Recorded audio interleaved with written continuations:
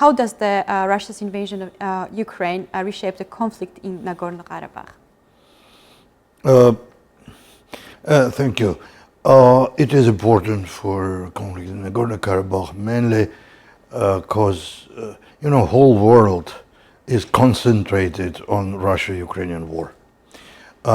Saying whole world, I mean the West, European Union, NATO, and Russian Federation. So nobody really think about very active about the Nagorno-Karabakh conflict. The Nagorno-Karabakh conflict is not a center of thinking of leaders of the world, and this gives more opportunity for regional powers, I would say, and regional powers are Azerbaijan itself as a part of the conflict and Turkey. So it brings to the situation when you have no peace, no war, you cannot come to at least transformation of conflict from the ongoing phase to negotiations. You have a continuation of aggression sometimes, or you have escalations from time to time. Last one, we had it in March, then we had it in August, then we had it in September, and each time hundreds of people killed. So this is continuation of the conflict, and this is one of the main reasons of that is Ukrainian war and concentration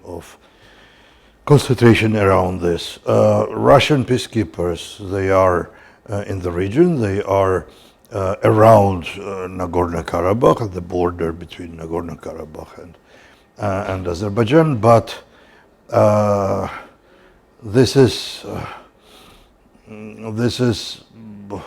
another brings to the situation that Russia is not concentrated on that a lot. What they are really concentrated on Ukraine, so it's not center of their activities as well. So situation is not very positive. When and if Ukrainian war will stop, maybe it will be more impact or others actors in our region it can bring to the more positive scenarios, but now it's not the case. How has Russia's invasion of Ukraine impacted to the situation in Armenia? In Armenia itself? Yes, in Armenia. No, in Armenia, if you ask about domestic situation, it is developing. You have a continuation of reforms. They try to develop society. You had elections. It was before the Russian invasion in Ukraine, but you had elections after revolution, after war in Karabakh in 2020. You have domestic situation. Sometimes it's complicated, but I wouldn't see that Russian pressure on Armenia in domestic policy, domestic politics is really active. Mainly what they need from us to be neutral, not to say that we are with NATO, not to say that we are for Ukraine against Russia. If your choice is not to do choices in this problem, so it's okay. It doesn't impact on domestic life. Thank you.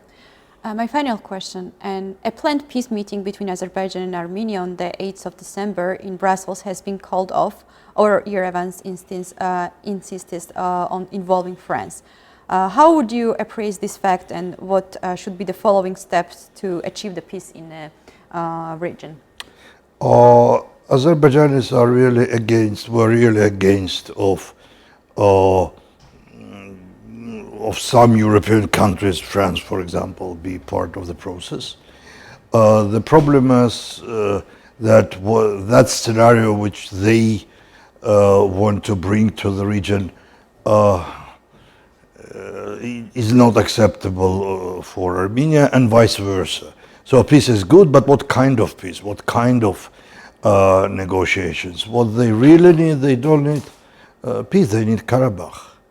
Karabakh, coming from its logic, their logic, is a territory. Just territory, this territorial question, territorial problem in their minds. So give back territory you took, so it's ours. From Armenian point of view, it's not just territories, it's people.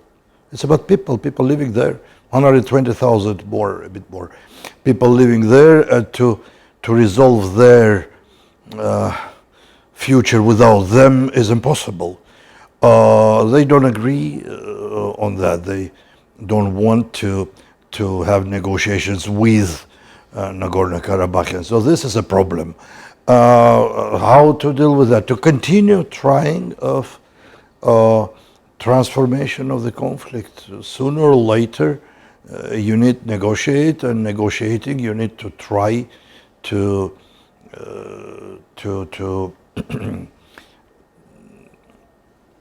to talk about rights of people, just democratic rights of people living there.